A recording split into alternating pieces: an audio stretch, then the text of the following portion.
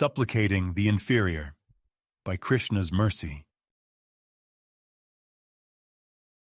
Anyepi tvam hanishyanti vadishyanti janastvidam.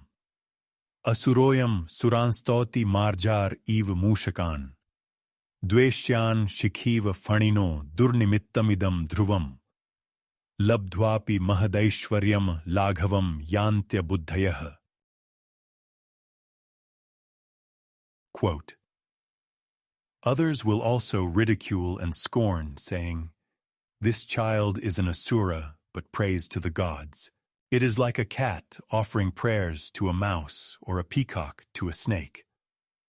This is indeed a bad omen, behavior resembling an enemy, as even after obtaining great wealth and power, an unintelligent person can fall down.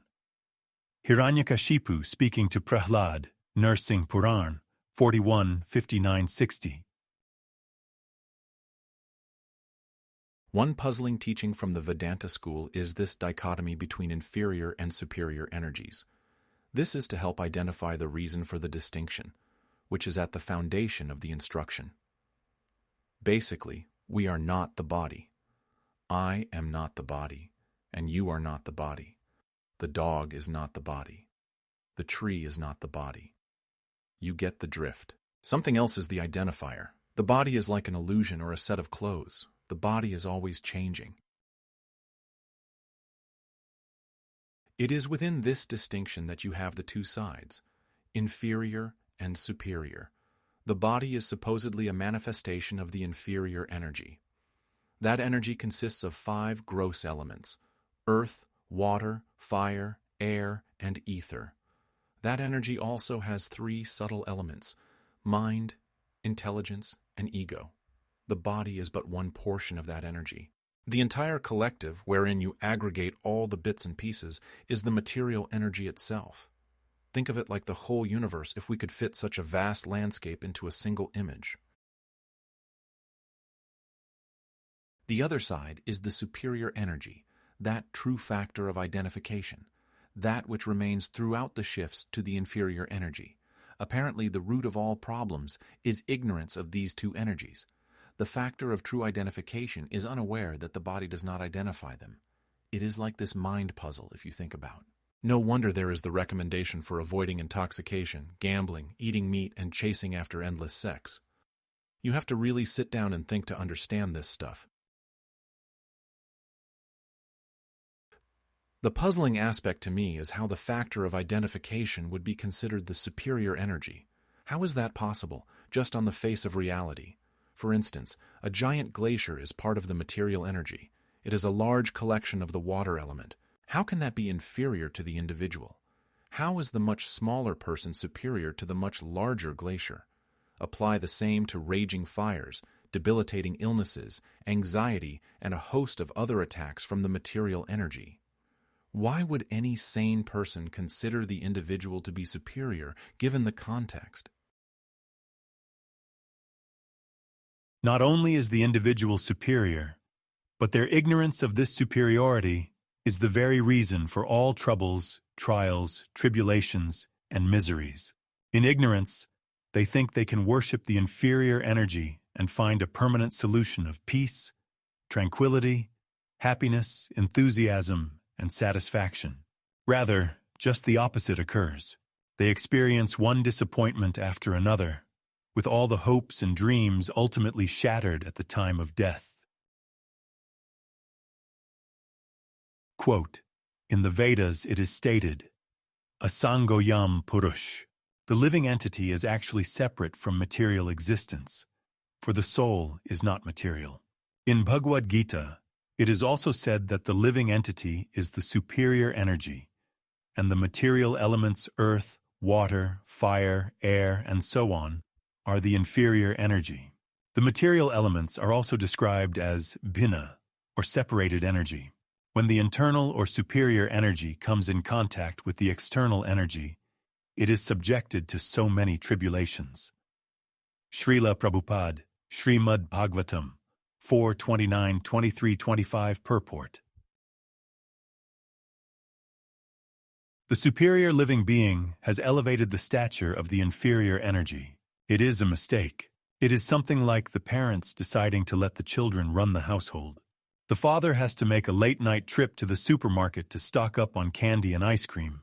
The children get a new smartphone every week, since they keep breaking the ones they have out of carelessness, anger, or frustration. The mother takes a second job in order to pay for subscriptions to television programming that is certainly not suitable for young adults.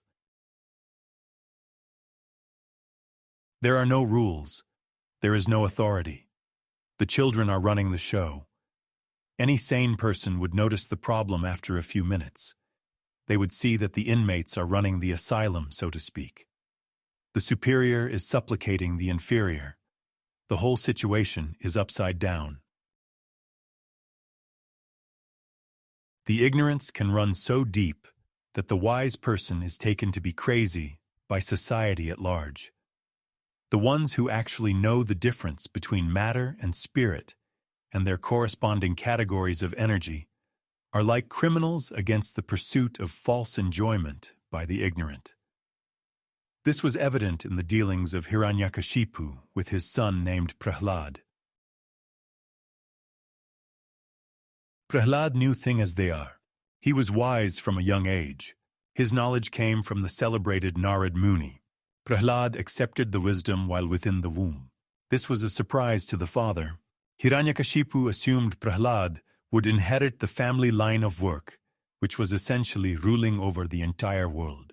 Hiranyakashipu was leader of the Daityas, and because of special boons received from the Creator, he had reached a position close to Satya Sankalpa.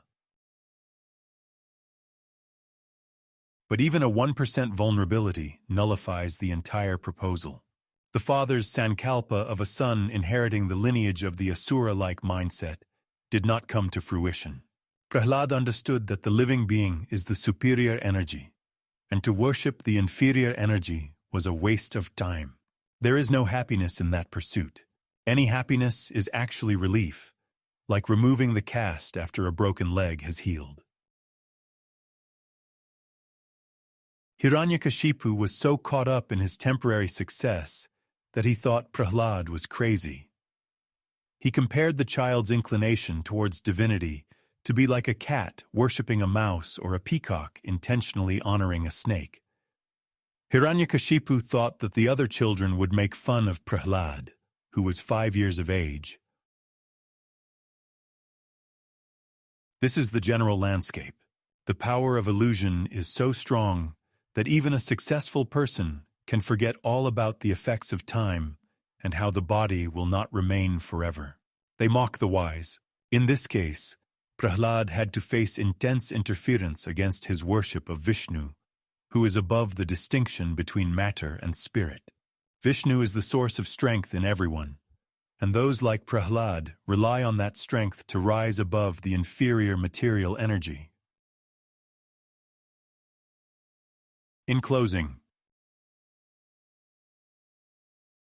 in this world cycle repeated, that again shamelessly defeated, since inferior energy taking, only from ignorance making, but with assistance some, proper realization to come, like Prahlada worshipping direct, that Vishnu highest and best.